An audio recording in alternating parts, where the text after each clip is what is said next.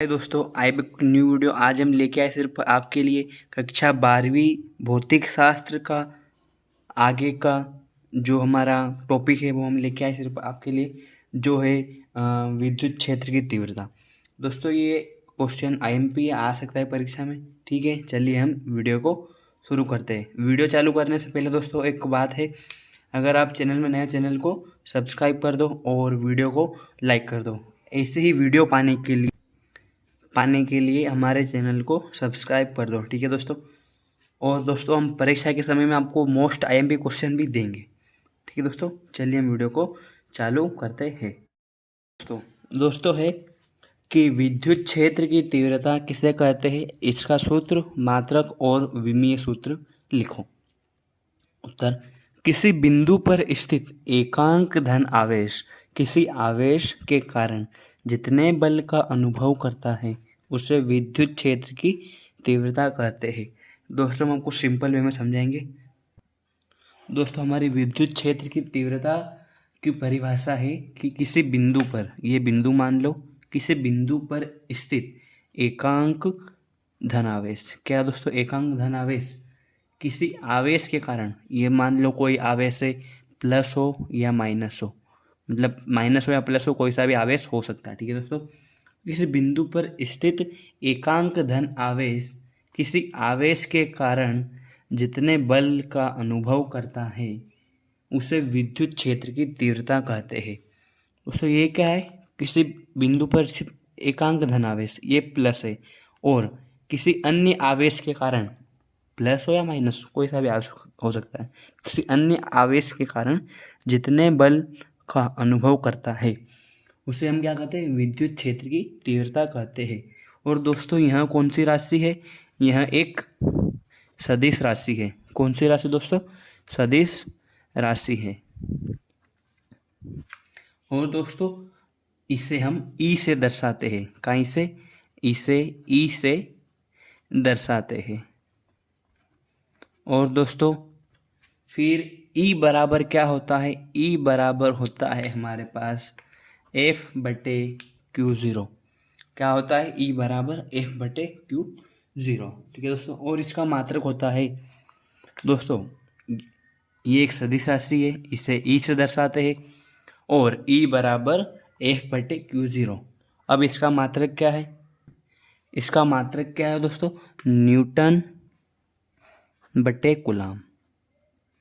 क्या है, न्यूटन बटे कूलाम। दोस्तों एफ क्या है, बल है, आवेश Q0 कोई सा भी आवेश है, ई क्या है, विद्युत क्षेत्र की तीव्रता। ठीक है दोस्तों, तो मात्रक न्यूटन बटे कूलाम, या फिर अपन इसको लिख सकते हैं N/C, N/C, ये लिख सकते हैं। अब दोस्तों इसका विमीय सूत्र, इसका विमीय सूत्र हो जाएगा दोस्तों, क्या विमीय सूत्र दोस्तों, न्यूटन का होता है ML/T-2, ये होता है न्यूटन का, और कूलाम का AT। अब दोस्तों ये दोनों अगर कोई भी नहीं हो तो घात 1 होती है, ऊपर घात 1 है, तो अब ये नीचे तो घात 1 है, अभी ऊपर जाएगी तो माइनस में हो जाएगी घात इनकी, तो अपन माइनस में ले लेंगे इनको अब ऊपर ले जाके।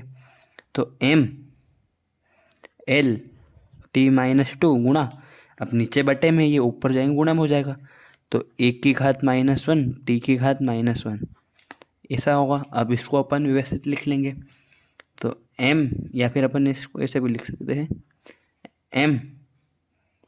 ML/T-3 A-1, इतना आता होगा बेसिक, -2 -1 कितना होता है, -3, माइनस माइनस प्लस होता है ना, माइनस गुणा माइनस प्लस होता है, ये मैंने पहले आपको सिखा दिया है पहले ही। ठीक है, आप जाके देख सकते हो, ये रहा पूरा। ठीक है, आप जाके देख सकते हो, ये क्योंकि माइनस इंटू माइनस प्लस होता है, ये मैंने आपको पूरा सिखा दिया। तो ये रहा इसका विमीय सूत्र, मालूम पड़ा इसका क्या है विमीय सूत्र। तो ई का विमीय सूत्र क्या दोस्तों, ई का विमीय सूत्र क्या आया, ये आया ML/T-3 A-1। याद रखना, इंपॉर्टेंट आ सकता है परीक्षा में। ठीक है, आईएमपी आया समझ में आया तो फटाफट लाइक ठोको और चैनल को सब्सक्राइब करो। ठीक है दोस्तों। दोस्तों अगला टॉपिक है विद्युत क्षेत्र रेखाएं किसे कहते हैं, इनके गुण लिखें। उत्तर क्या हो? विद्युत क्षेत्र में खींचा गया वह काल्पनिक वक्र जिस पर एकांक धन आवेश स्वतंत्रतापूर्वक गमन कर सकता है। यानी कि विद्युत क्षेत्र में खींचा गया वह काल्पनिक वक्र जिस पर एकांक धन आवेश स्वतंत्रतापूर्वक गमन कर सकता है, उसमें क्या बोलेंगे? विद्युत क्षेत्र रेखा है।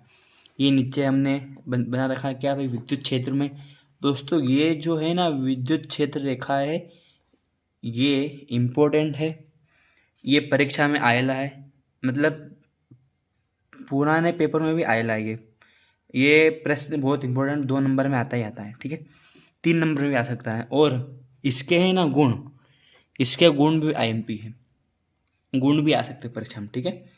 तो आई होप आपको समझ आ गया होगा, बहुत इजी डेफिनेशन है। फिर से हम पढ़ लेते हैं क्या, विद्युत क्षेत्र में खींचा गया वह काल्पनिक वक्र जिस पर एकांक धन आवेश स्वतंत्रतापूर्वक गमन कर सकता है।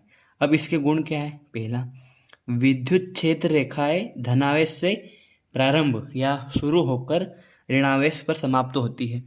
जैसा कि यहाँ चित्र में दर्शाया गया है क्या, धनावेश से प्रारंभ होकर ऋणावेश पर समाप्त, या फिर धनावेश से शुरू होकर ऋण पे समाप्त, और ये उल्टी नहीं चलेंगी, प्लस से माइनस की ओर ही चलेगी।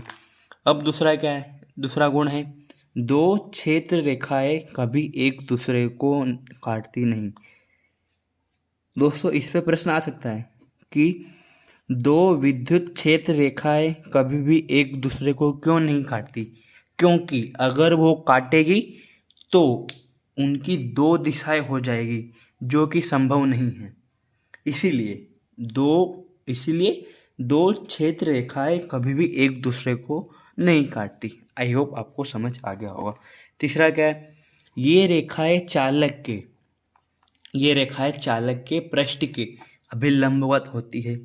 चौथा, ये क्षेत्र रेखाएं चालक के पृष्ठ के बाहर उपस्थित होती है, ठीक है। आई होप आपको पूरा समझ आ गया होगा।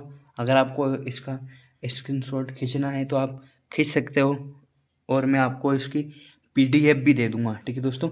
चलिए हम आगे का टॉपिक पढ़ते हैं।